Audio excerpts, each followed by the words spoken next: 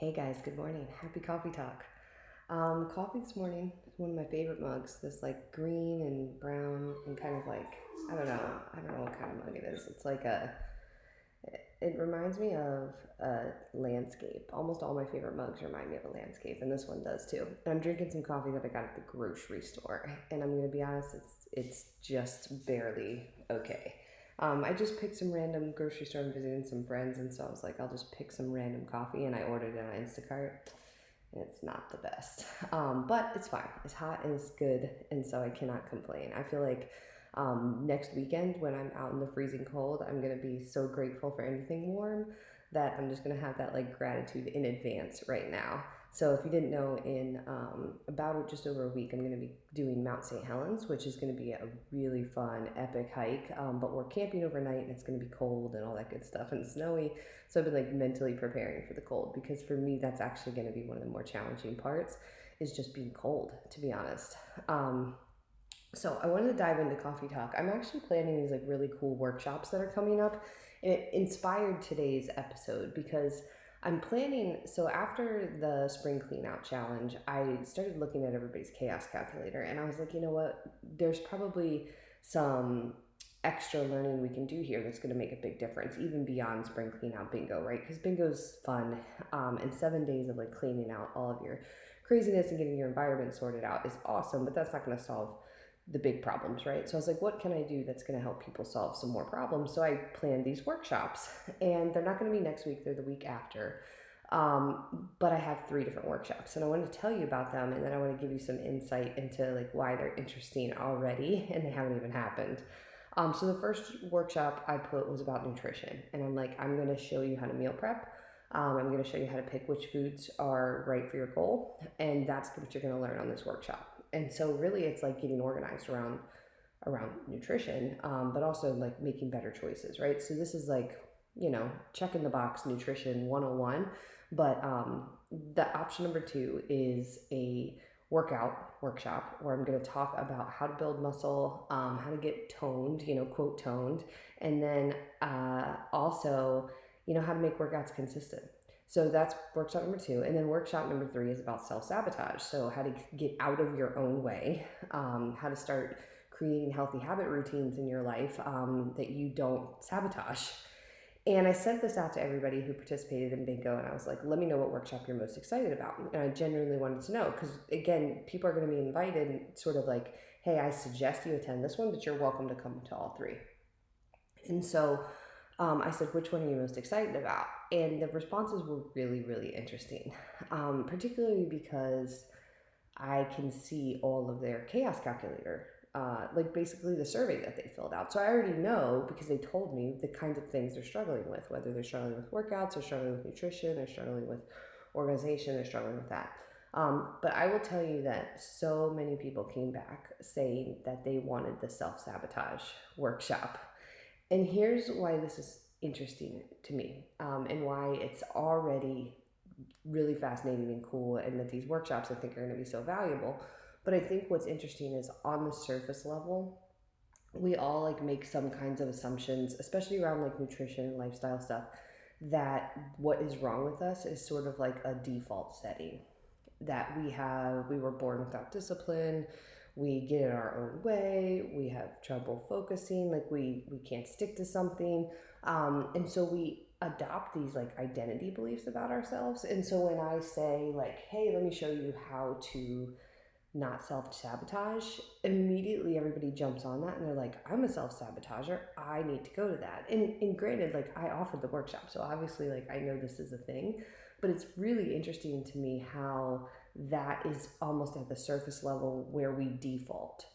And the reason is, and I've shared this before, but I think I will never stop sharing it, is like, for some unknown reason in this category, and I've been there too, where it seemed like I had all my ducks in a row in other parts of my life, just not in the fitness and nutrition category. And so then we start to apply these, labels or identities to ourselves in this category that we don't in other places. We don't say that we self-sabotage in most other places in our life. We don't say that we fall off in other places, or that we can't be consistent. I mean, most of the time, for work, for your kids, for your dogs, for your friendships, for your relationships, for your projects you're working on in your house. You're able to do those things.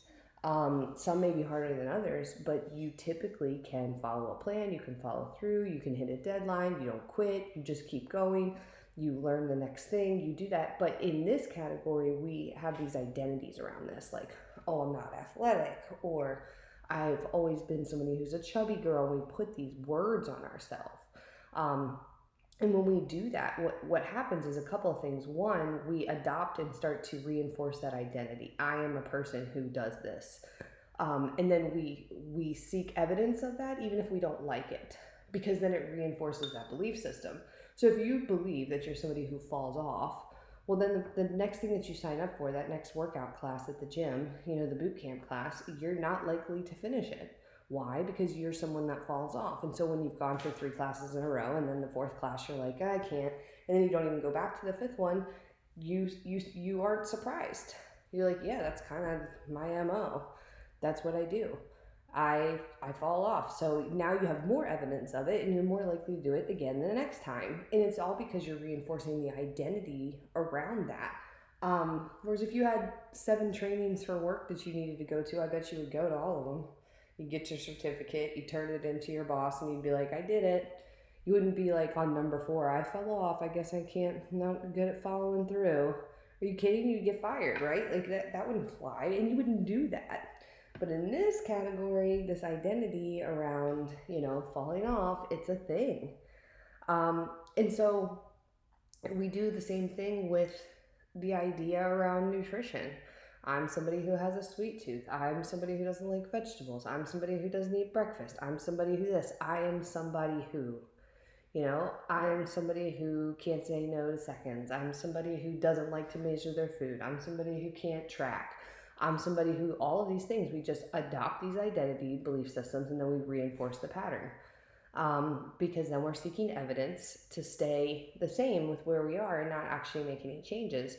But again, like, you don't do that anywhere else. And so it's funny because the solutions actually are much more obvious than we think. Like, because when it's an identity solution, man, that one's really hard to tackle. One, I don't believe that we should be labeling ourselves anyways in these identity ways, but if you do have deep-rooted, like, identity issues around something, that's pretty tough to change.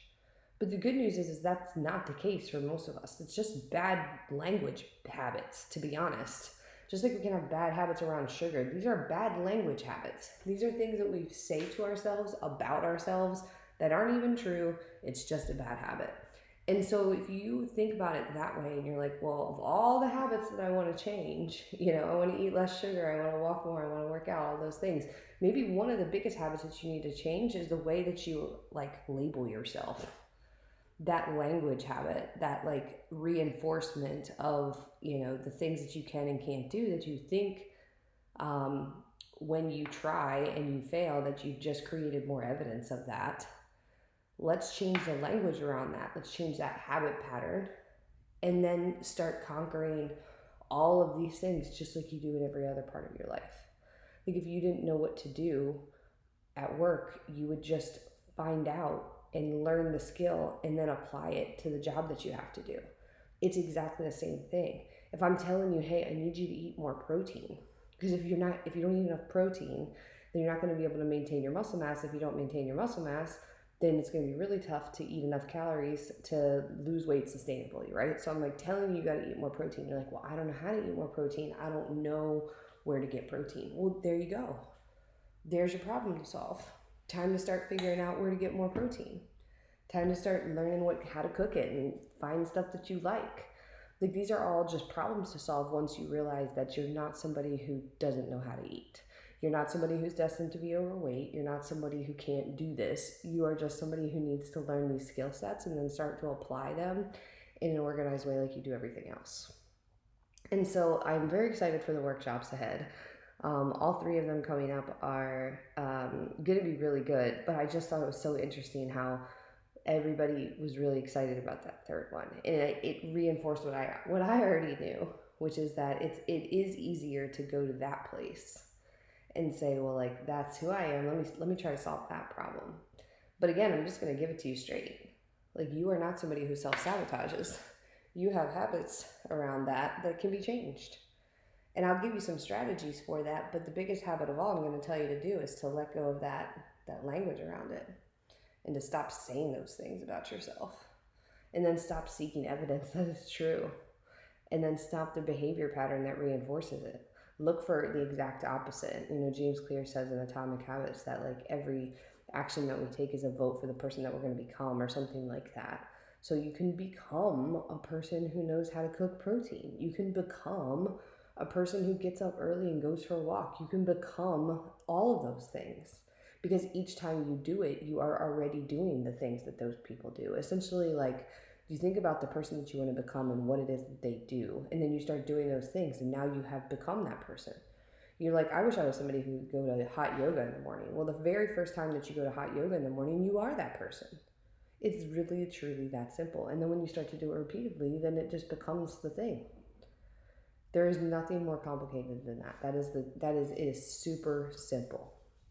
So that's my coffee talk message for today. I hope it was a helpful one. Let me know if you like this episode. I'm excited to see everybody at the workshops. If you're excited about number 3, don't be not excited now. You can come to number 3. I'm excited about it too. I just want you to think hard about this language habits and how you're labeling yourself as someone who self-sabotages, or someone who doesn't follow through, or someone who doesn't have discipline, or someone who's not motivated, or someone who's always going to be chubby, or someone who's not athletic, or someone who has a sweet tooth. All of these labels are hurting you, and they are a bad habit. So thanks as always for plugging into Coffee Talk. If you haven't done so, subscribe to Fit Me Coffee Talk on your favorite podcast platform. And if you're not a part of our Facebook group yet, go to Facebook, search Fit Me Community, request to join the group, and I will add you there. So I look forward to seeing you guys later. Take care. Bye.